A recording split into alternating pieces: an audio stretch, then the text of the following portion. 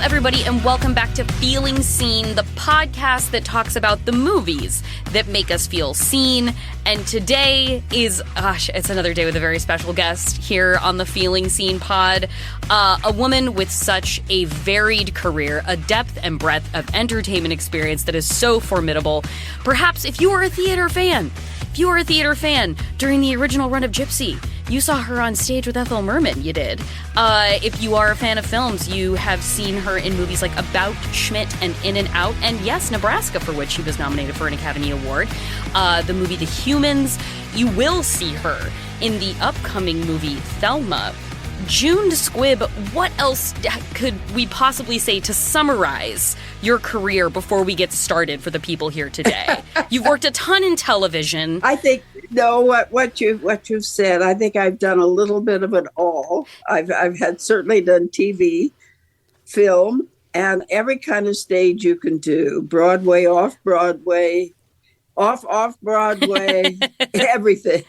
I think one of the things I read in an interview of yours was that when you started out doing theater, you were getting a lot of like those comedienne parts in musicals. Mm-hmm. And in an effort to get to do straight plays, you stopped taking musical roles because you couldn't quite make the jump, and that off-Broadway was what enabled you to make that transition into plays. It was off-Broadway and regional theater. Okay. Doing both sort of put me in another category all at once.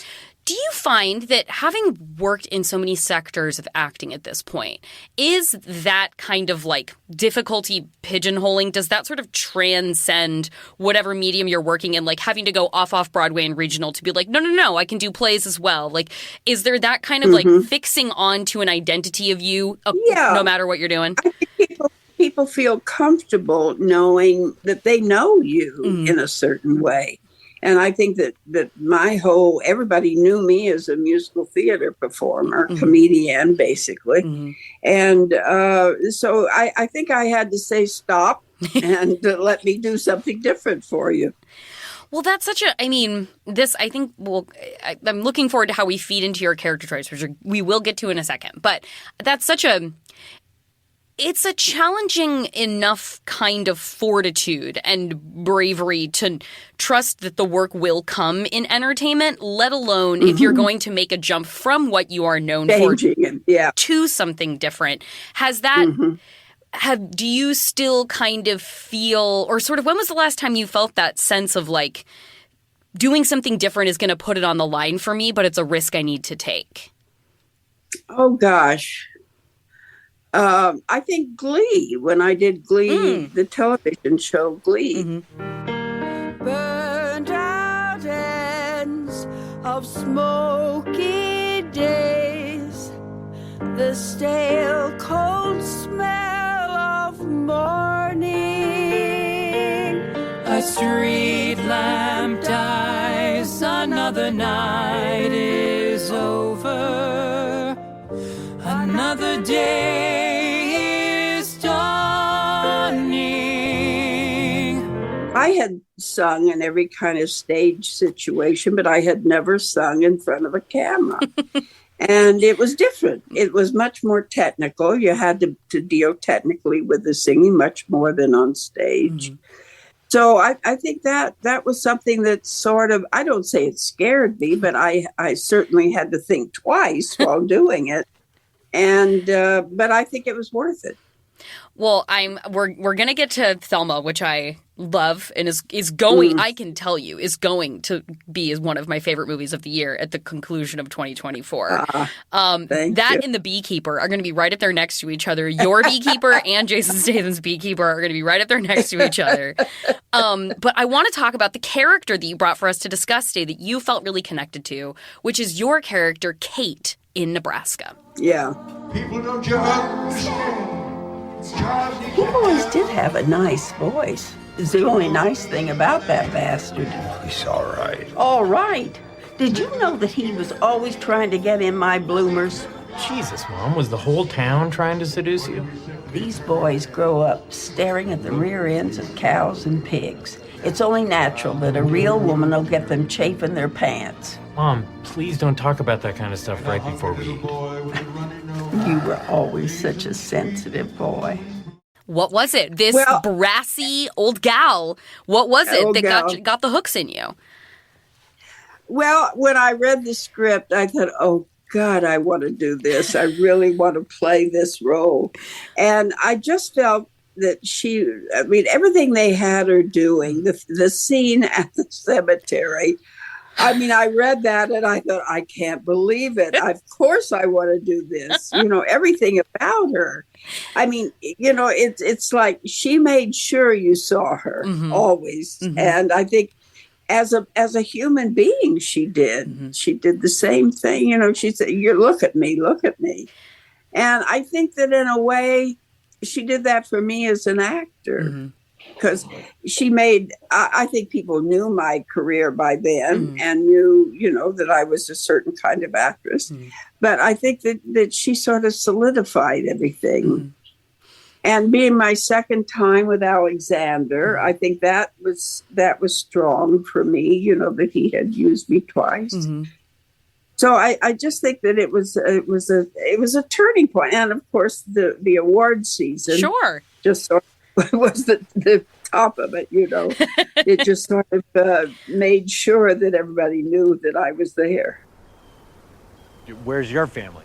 Oh, they're over in the Catholic cemetery. Catholics wouldn't be caught dead around all these damn Lutherans. Here's Delmer, Woody's cousin. He was a drunk. One time we were wrestling and he felt me up. Grabbed a handful of boob and Woody was right there and didn't have a clue, did you, Woody? Jesus, Mom. Well, my goodness. I didn't know Keith White was here. When did he die? Keith White. He wanted in my pants, too, but he was so boring. See what you could have had, Keith, if you hadn't talked about weed all the time? First of all, Nebraska is the Alexander Payne film that is about, it kind of centers around Bruce Stern, who is certain that he has just won $1 million in a sort of magazine, publishing sweepstakes sort of thing. And if he goes to Lincoln, Nebraska, to this place, they're going to give him this $1 million that it says he has won. And so he ends up on a road trip with his son, played by Will Forte. And you are the wife of Bruce Stern's character, the kind of long-suffering wife of this aloof, alcoholic old man whose priority never was really his family. And I think that's so interesting what you say about you will see Kate when she, there are repeated points in this movie where she makes pleas about well, no one ever thinks about me. Why are you doddering all over him? He doesn't know what the hell is going on. What about me? Have you gone bananas? Almost getting your father killed over some cockamamie pot of gold? Mom, come here, please. Mom, look, go easy on the guy, okay? I mean, you and I both know that this is not about the money. It's about, how much longer is he going to be around? At least semi-coherently. And what's the harm in letting him have his little fantasy for just a couple more days? You and Ross always fretting over your father. What about me? What about taking me out to see my sister in Eau Claire? Your father doesn't even know what the hell's going on around him half the time. Do you, Woody? Do I what? Know what's going on around you. You watch it, or that's what you're going to turn into. And there's this sense of kind of you have put in the work for years with this individual, and the what about me sort of feels like a buildup of a lot of lost attention over the years. Well, I think it was. I think it was for her. I guess that even for myself as an actor, I think you go through this where you feel, oh God, what I'm doing is so wonderful. Why doesn't everybody recognize it? Why doesn't everybody see it? So, I mean, it's hard. It's hard to get your people around you to understand what you're doing, why you're doing it, what you've achieved from it. And I think Kate had that trouble. No one, I mean, the women that she was involved with, or, her family, no one, I guess I just felt no one knew or had the ability to think of things the way she did. And another interesting thing I found that, like, when I was, reading interviews of yours, like, I read a piece that you did with The Guardian back when Nebraska came out, and you talked about growing up in, like, rural Illinois in, like, the 30s and 40s, and having the sense that, like, that wasn't quite the place that you fit. But once you got into doing theater, starting out in, like, I think it was in Cleveland in, like, 1950, and then moving into Broadway in New York City, and then that was where you started to feel like, this is where I have fit all along. But even that sense of sort of, like, being bigger than the place. I tell you, when I hit New York, it was like I breathed easier than I'd ever breathed in my life. I knew it when I hit the city. One of the things one of the quotes that I have enjoyed most of yours that I've read from your interviews is when you said that when you thought of yourself as an actress when you were young, it was never "I will be," it was "I am." Like, it was just something you knew that you were, not that you were going to become. Just biding my time. So it took a little while, but I did it. So and you said I've read too that you said, like, you were, you had a lot of friends, you were a cheerleader, you were a majorette, and it was like you were like all the things you'd expect of a girl in the 30s and the 40s. And so what was your way of sort of channeling that sort of sense of otherness in a small town when you were younger? Like, were those your sort of outlets for expression? Well, yes. I mean, I certainly did every theater piece I could do in school and in the community.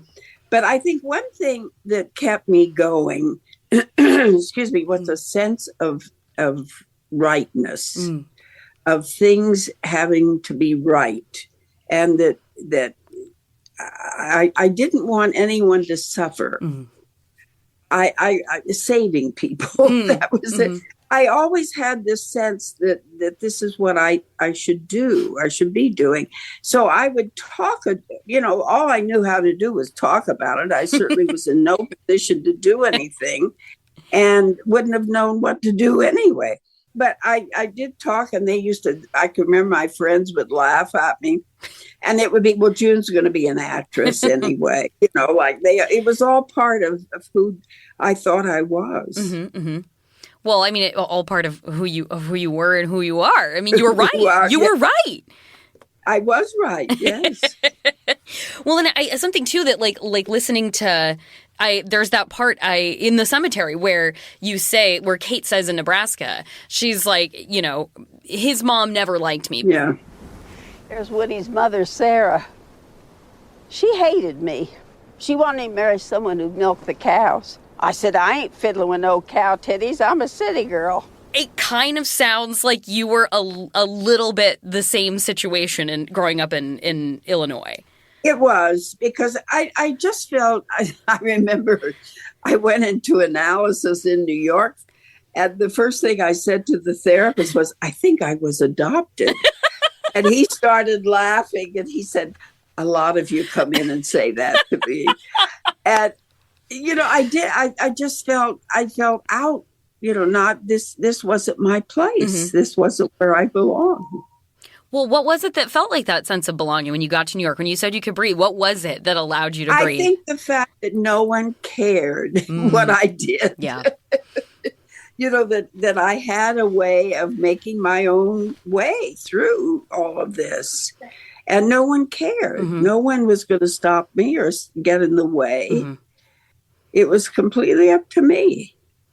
Well, and I found, too, that, like, it's so fun, the chance to get to watch movies that people suggest for this podcast and the things that they're in, and watch them really specifically considering the conversation that I'm going to have with them.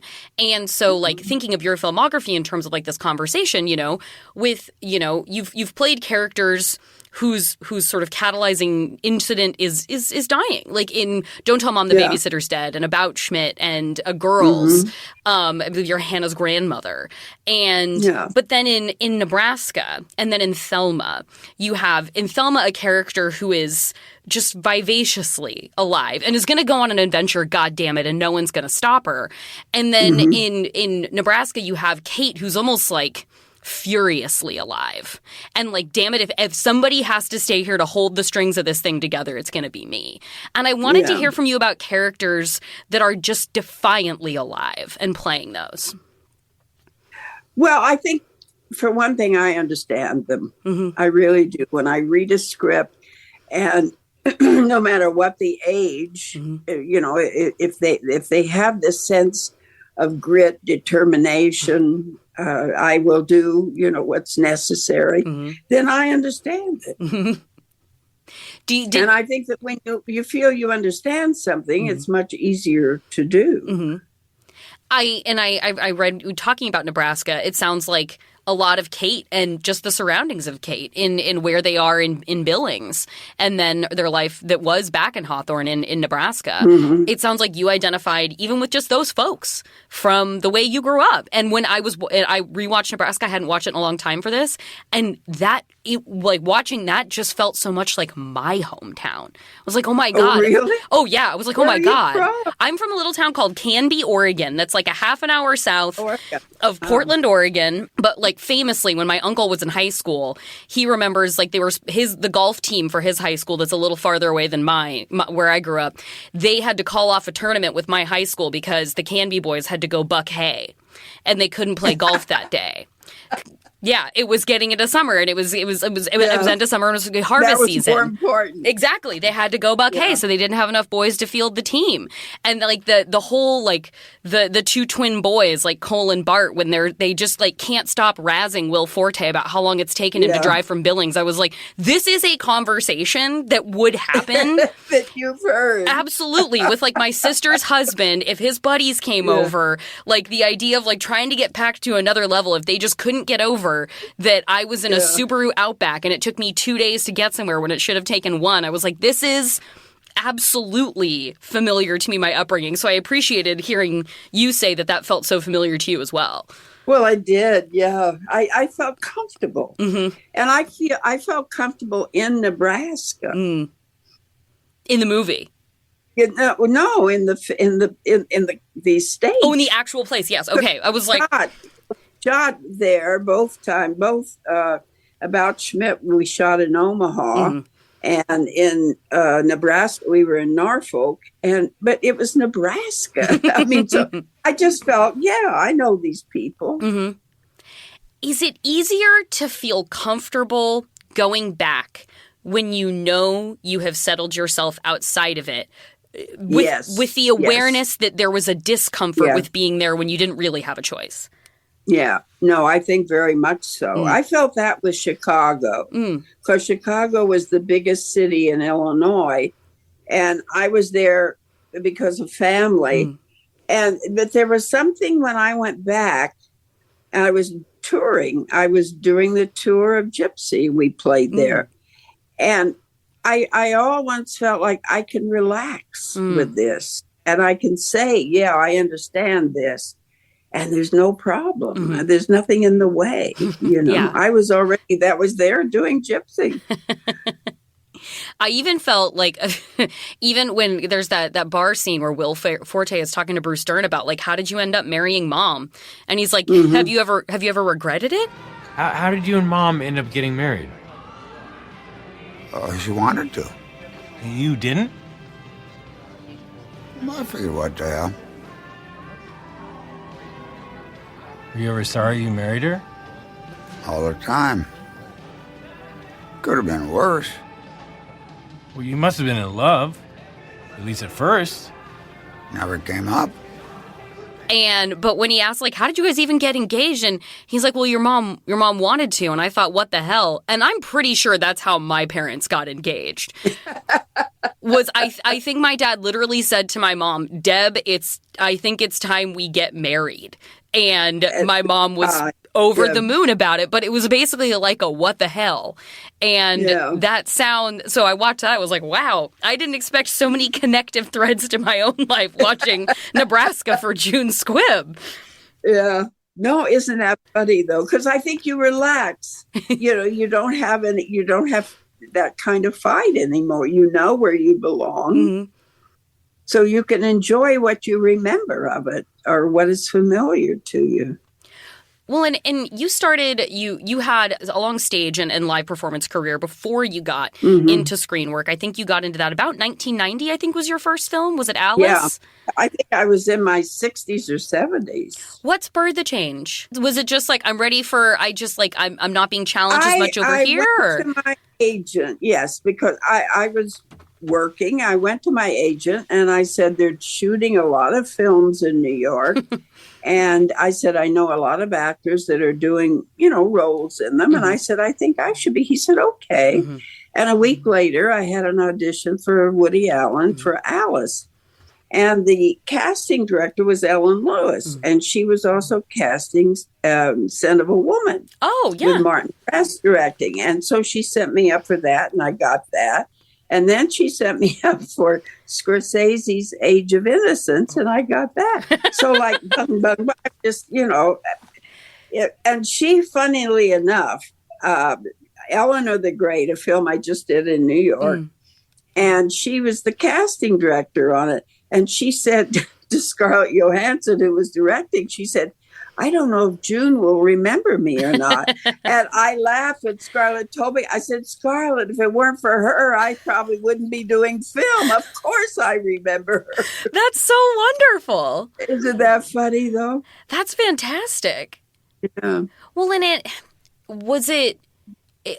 obviously there's, you've talked about with around Nebraska too, but and with Thelma, you work a lot. You're a busy woman, but there's not necessarily just an overflowing, unbelievable abundance of roles for women at your stage of your career. And so coming into kind of these precious roles like Kate and Thelma, what do you find is the thing that you sort of seek out but might not necessarily find in such abundance for women of your age? What do you wish you were seeing more of? Well, it's the script, just reading it and seeing what this woman that they're interested in my being, what there is about her that interests me. And it can be many different things. But if it's not there, then I usually say no to the script. Because I just, sometimes I feel they want me to play the same. Yeah. It's a role that I feel I've already done. Or it's just a role that just doesn't interest me. There's nothing in it that interests me. And also, I find now, the more I work, the more I get upset with overwriting in film scripts. Oh. And that's just... that's hard to slog through because they're going to start paring it down. And sometimes they don't pare it down till you're ready to go on set and do the scene. It's just not easy that way. So I sometimes, if I feel a script is really overwritten, I will say no to it. Do you find that, is there a satisfactory amount of understanding for what you read in characters that you have options to take of life with your age and experience? Or is there, sort of the empathy or the awareness coming to a character perhaps in their late 80s or early 90s? Or do you find that when you're reading these characters, it's this isn't true. It's not real. Do you find it to be true? It's more, I think it's more, I would feel the same if I were looking at a 20 or a 30-year-old. Yeah. It just, sometimes it is age. I mean, maybe it's written as a 90-year-old, but are they acting like a 90-year-old? Yeah. But for the most part, it's just how interesting they are, Yeah. what they're how they're looking at life. What was interesting about Thelma, the woman in the film? Oh, God. Well, the minute I read it, I knew I had to do it. And I think she's a wonderful woman. Her grit, her determination, her lack of fear. She was scared to death through this whole thing. Yeah. But she went at it, I will do this. There was just so much that intrigued me about her. My grandfather would do the same thing when he just kind of wanted to tune out and have people think he was still listening. He would just turn his hearing aids off. So I really appreciated when your character just decided to disengage by turning off the hearing aids. Now, see, and that was interesting because I don't have hearing aids. Way to go. So I didn't know all this.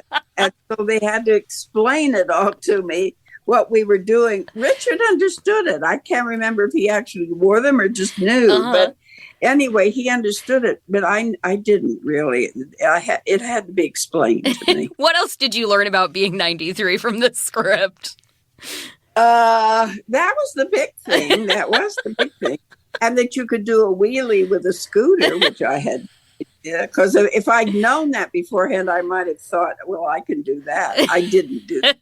The stunt lady did that. Mm-hmm. Well, I've heard you. I've seen you talk about like the stunts and stuff in this movie, and that's obviously like worth remarking upon. But what was your first sort of impression when you read the physical parts of this script? Was there an immediate eagerness to engage with like the level of stunts that you could be doing, or was it like, I don't know, we'll see when we get there? Well, the first thing was the scooter. Yeah. When I read and realized the time spent on the scooter, I thought, now that would be fun. Because I enjoyed driving a car. I enjoyed a bicycle. You know, I enjoyed this. So I just thought it's something I would like to do. And the others, I wasn't sure about. Yeah. The others, most of the time, and even some of the things I did, I wasn't sure, you know, until I did it. How was it? Like, how did that feel doing them once you did them? Like that, it feels great. Like that's pretty cool. It felt wonderful because everybody was like, oh my God. They were also worried about me. And, you know, I'm sure in their minds, oh, June can't do that. Yeah. And, you know, I did it. And it was just like, look at me, you know. Well, I guess I would love to hear you talk a little bit more about that. Like, do you encounter sort of more of that than you'd like, of people being like, oh, well, I'm sure she's not up for that? Oh, yeah. I think as you get older that people assume they know, you know, what you are, what you're thinking, what you're doing, everything. But they don't. So. Well, that feels like Thelma. Like that feels like what Thelma sort of in this narrative, like this is the story of a woman who I made, you know, the sort of toss off joke about the beekeeper, but this is really like, you know, you play Thelma, who is scammed by bastards over the phone who are like, your beloved grandson is in jail. If we don't get this money, we can't bail him out. So you post $50,000 to an address that you're given. And it is immediately you realize that your grandson's okay. The family gets together. It's sort of, you know, resolved at least as like, this is what this is. Well, then you set out bound and determined to get your money back. And it seems always, what I liked about it too was that it never felt like a crisis of the money. I liked that it wasn't like, well, what's going to happen if we don't get that money? It entirely revolves around the resolve of like, no, this is mine and it's right to get it back. Yeah, I love the idea that we don't feel Thelma needs the money. Yeah. And you never get that. That's never something that's given to you, that she needs this money and the poor thing, you know, there's never that. And I loved that from the beginning. Oh, absolutely. It's time for a quick break, but I'll be right back with more June Squibb.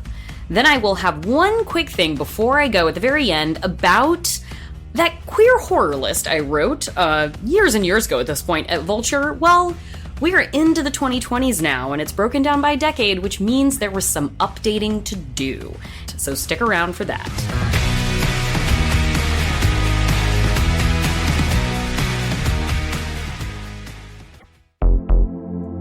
Good evening. Thanks for tuning in to 101.1 Max Fun. It's midnight here on Host to Coast, and we've got Sarah from Michigan on line 1. Hi, I'm calling in for some help. I used to love reading, but between grad school, having kids, and the general state of the world, I can't seem to pick up a book and stick with it anymore. Sarah, this is an easy one. Just listen to Reading Glasses, a podcast designed to help you read better. Bria and Mallory will get all the pressure, shame, and guilt out of your reading life. You'll be finishing books you love in no time. Great. That sounds amazing. Also, I do think my husband is cheating on me with Mothman. Can you help me with that one? Ooh, I don't think they cover that. Reading Glasses, every Thursday on Maximum Fun. Hey, do you have a favorite episode of Star Trek?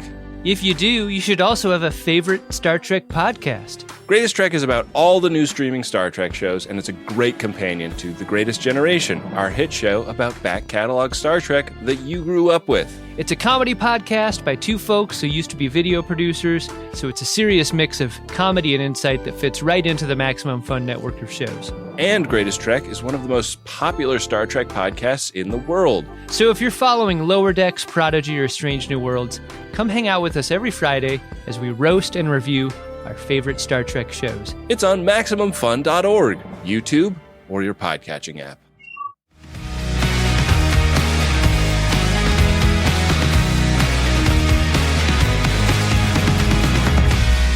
I think an interesting thing about, like, it can be a tricky thing about the industry, but it can also be a really beautiful thing about the industry, which is that it has to be a very sort of multi-generational affair. Like, my grandpa, when he got into his 90s, he always preferred spending time with, like, my friends and my sister's friends because he didn't like hanging out with old people.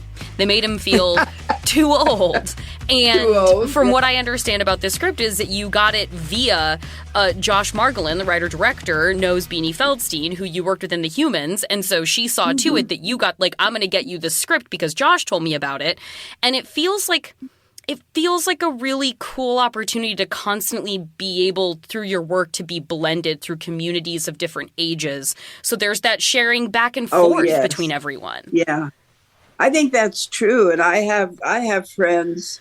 Well, Chris Colfer from Glee is a very good friend of mine. And Beanie is, from Humans. So, and I never think it's so funny because I think everybody's like, well, what do you find of interest, to them as to me.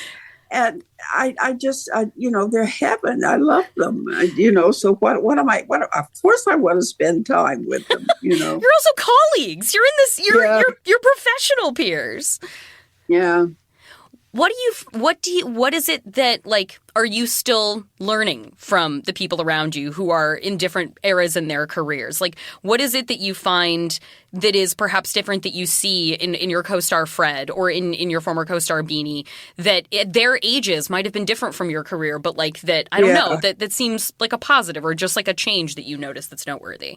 I think, Fred, accepts his work much more casually and not as a right, but this makes sense. Yeah.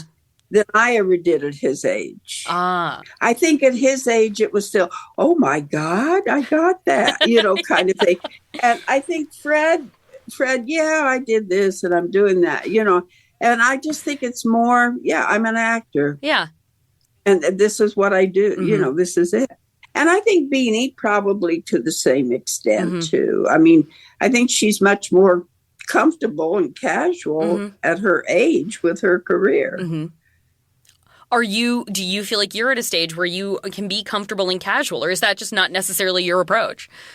No, I think it is. Okay. I think I have become more comfortable and casual. And I realize that I don't think anything really scares me anymore. I really don't. And I don't mean that I don't get nervous or I don't think about things or I don't, can I do this? I think every actor goes through this. But so if I couldn't do it, I don't think it would bother me as much as it would have when I was younger.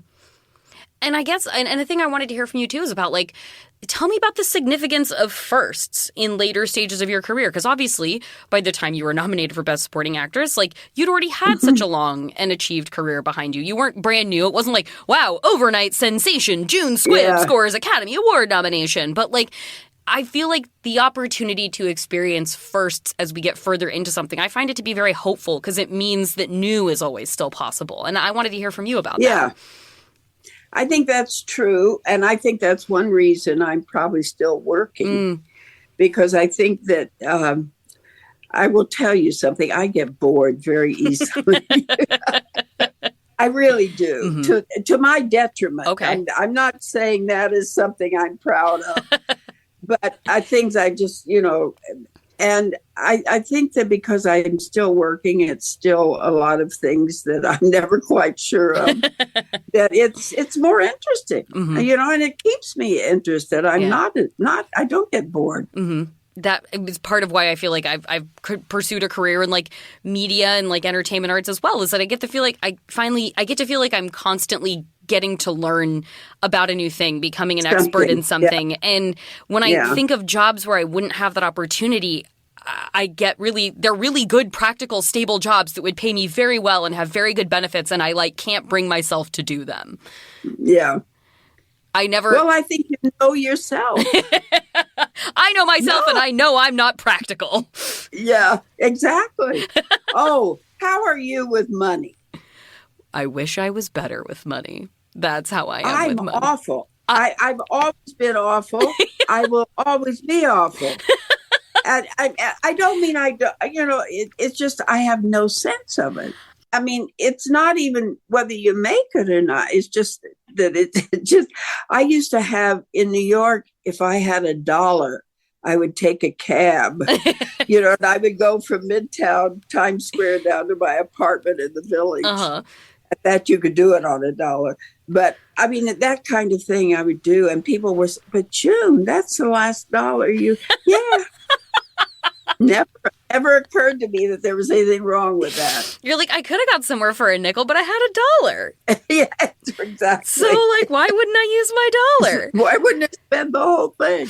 Can I ask what your preferred indulgence is now?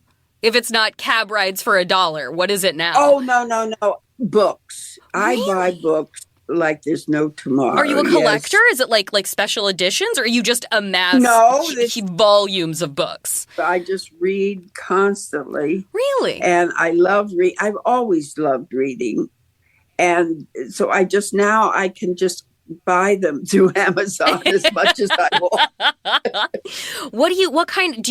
Do you read? I mean, I'm assuming you read everything if you're reading all the time, but like, what kind of groove are you in right now? It's like, I'm in a fantasy kick. I'm in a nonfiction kick. Scandinavian mysteries, which is a genre all its own. Really? Yeah.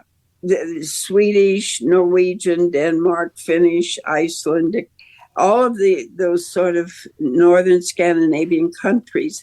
And it's really a genre. And then some of their authors, Henning Mankell and Joe Nesbo, are really famous. Uh-huh. And they sell beautifully over here in this country. My wife is Swedish. I can't wait to tell her you're an enthusiast of Scandinavian mysteries. Yes. What are you going to get optioned? What are you going to get optioned to star in, June? Oh, I never think of that. Isn't that funny? Because I never think of... I am so used to, people saying, do you want to do this or will you do this or whatever. I never think in terms of that. I have to know, what would your ideal mystery character be? Like, what trope of a character of a mystery would be? A cop. You'd want to be the cop? Yeah. Good cop or bad cop? No, a good cop. Okay. My husband used to say that if I wasn't an actor, I would be a cop. And I think it's true. Why? That is something I could understand and want to do. What about you just screams law enforcement to folks that know you so well?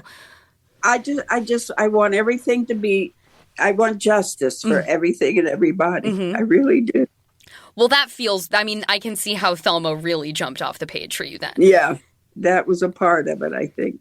Well, tell me about working with contemporaries. It sounds like you had a really beautiful experience working with Richard Roundtree on this film. Oh, yeah. What is the difference in working with folks who are veterans like you? And is there a different kind of understanding between folks when you have that kind of experience behind you? Not really. Okay. I don't find that. I think it's, according to the script and the actor. I mean, Fred Heckinger in Thelma is so equipped as an actor. He really is. His performance in the movie is so tender and so layered. He's wonderful. Yeah. And I think that, people that saw his White Lotus just loved that. Mm-hmm. And so I think that it's not age. Mm-hmm. It's who they are and what they're doing. Well, it sounds like, I read you talking about Richard Roundtree in this film, and you said that, like, when you I think it was around when you met him on set, like, you hugged each other and you were like, this is finally happening, even though it wasn't like something you'd been like, you hadn't been on the horn with Richard Roundtree over the years being like, we didn't know each other. What was that sense of inevitability?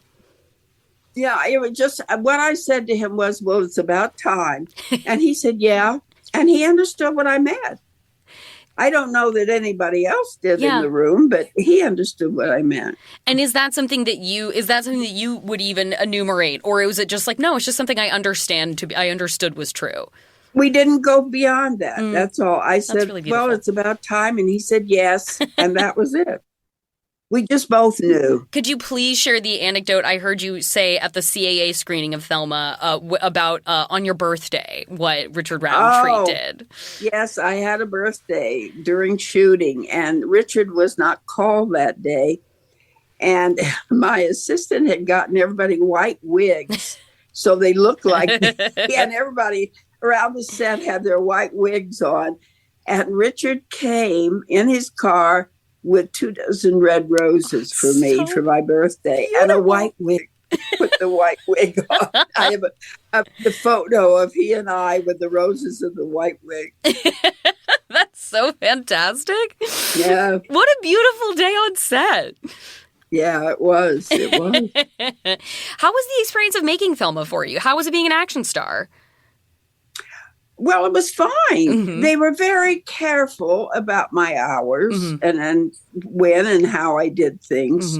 I must say that without the production being aware now or always of my age, I think it would be harder. But when they're aware, it eases everything up tremendously. And what is I feel like it's like I want to like recognize the sort of scope of what, a role like Kate and a role like, Thelma means in your career. Like there's sort of the headline around, June Squibb and Thelma is like her first lead role in a film in all of her career. And then with Nebraska, it's obviously like, and at this age, nominated for Best Supporting Actress. And those are really important, but like, it's not. I guess I wanted to hear from you about what you find the key perspective is on the significance of those kinds of like headline achievements in the big scope of your career. Like, because I don't know if you're getting hung up on like, this is my first leading role because you've had a lot of parts in your life or like, but what do those kinds of achievements mean to you? And perhaps in the context of how they focus attention on you sort of after a lot of work. It means I'm doing something right. Okay.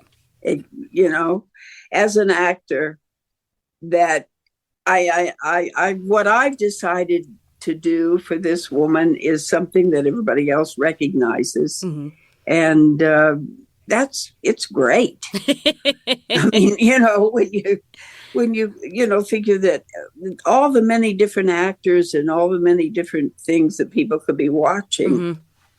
And we've already had so many people watch Thelma. It's just been amazing. I mean, Sundance blew my mind. I had no idea. I'd never been there before. Oh, wow, fun! I had films there, but I had never been there. And I couldn't believe it. The crowds, the wonderful feeling towards film, everything.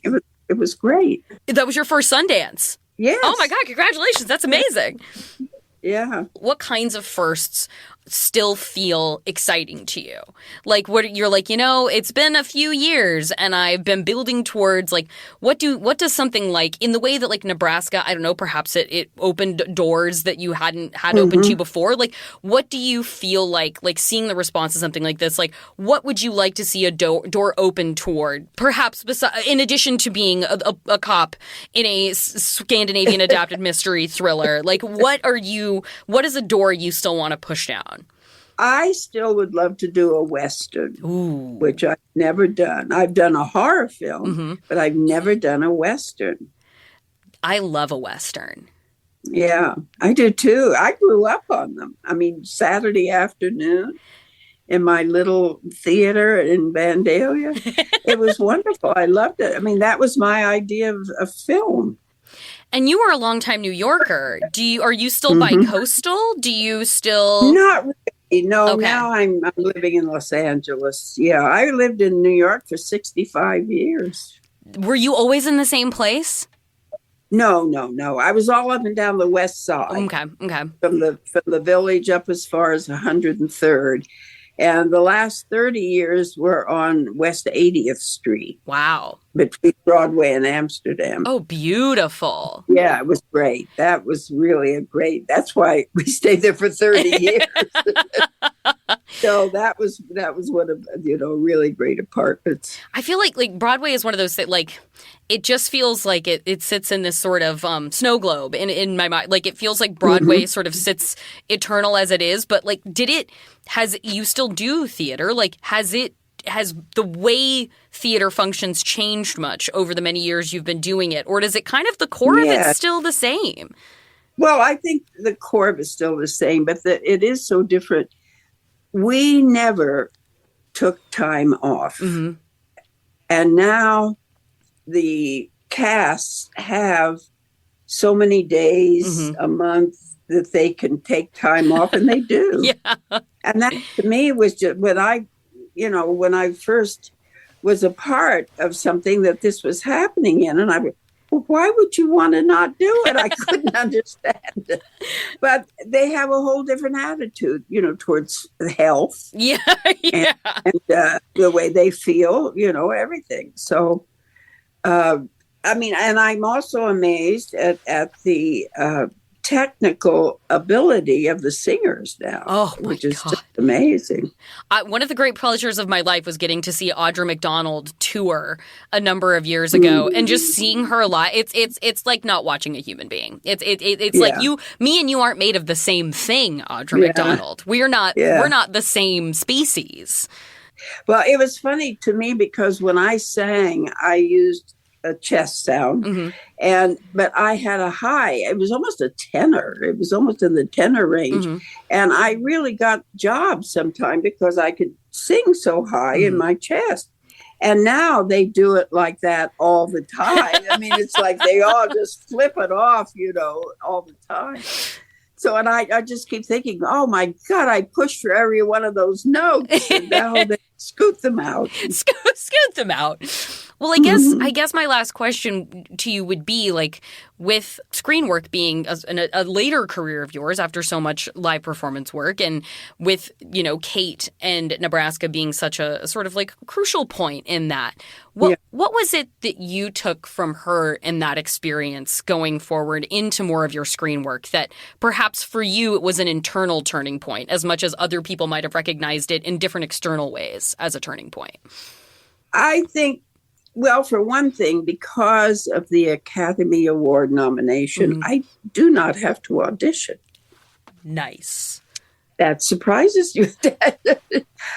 It's like a spigot is turned, and all at once you are offered everything. Wow.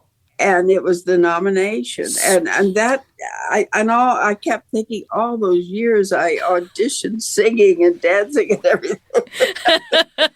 Oh, God. But that was really something for me. That and it made me feel different. It made me feel differently because I was all at once handed scripts and saying, "Would you do this for us?" Instead of my, being in front of them trying to prove to them. Right. Well, June, you proved it a lot longer ago than you even started doing movies. So I'm glad that 20 some odd years after you began doing movies, people finally realized that you'd already proved it still. And thank you so much for your work. And Thelma is fantastic. And I cannot wait for people to see it. I appreciate you so appreciate you taking the time today. Thank you. Thank you so much. This has been fun.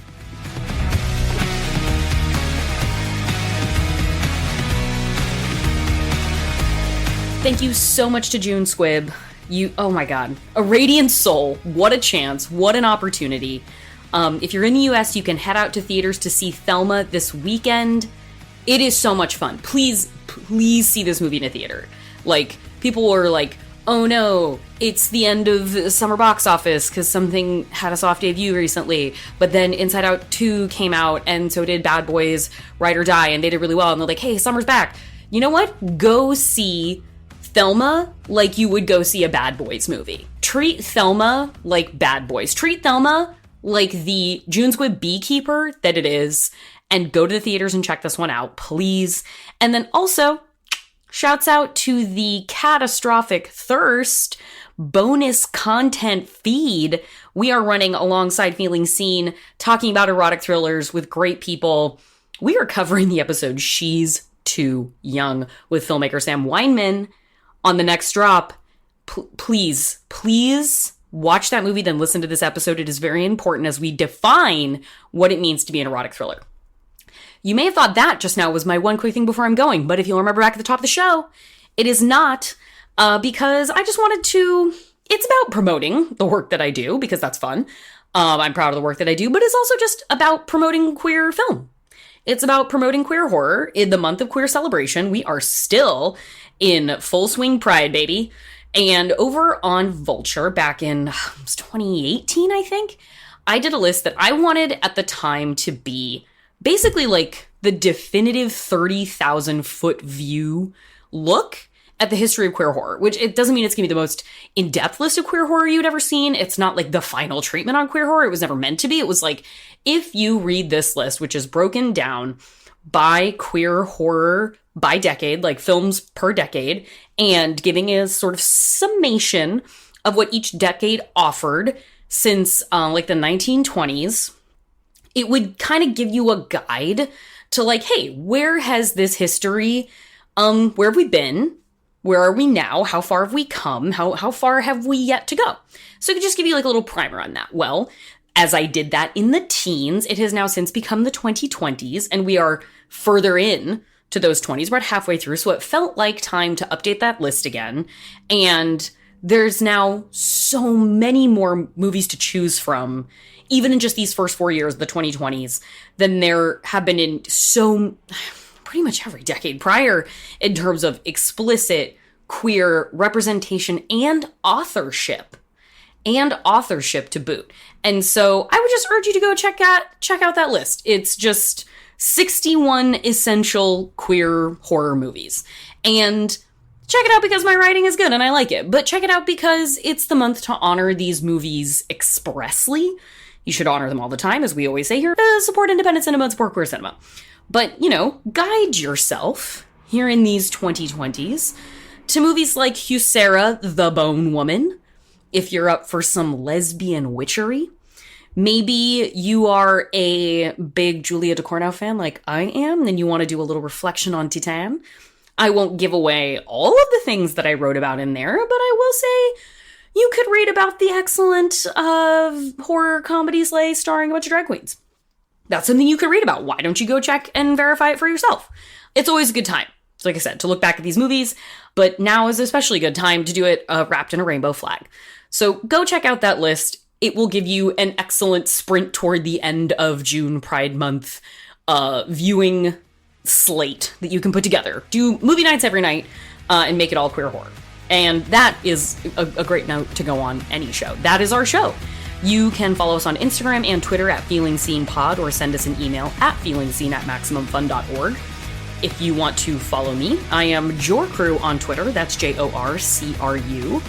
Our theme music is by Andrew Epen. The show is produced by Marissa Flaxbart. Our senior producers are Kevin Ferguson and Laura Swisher, and this is a production of Maximum Fun.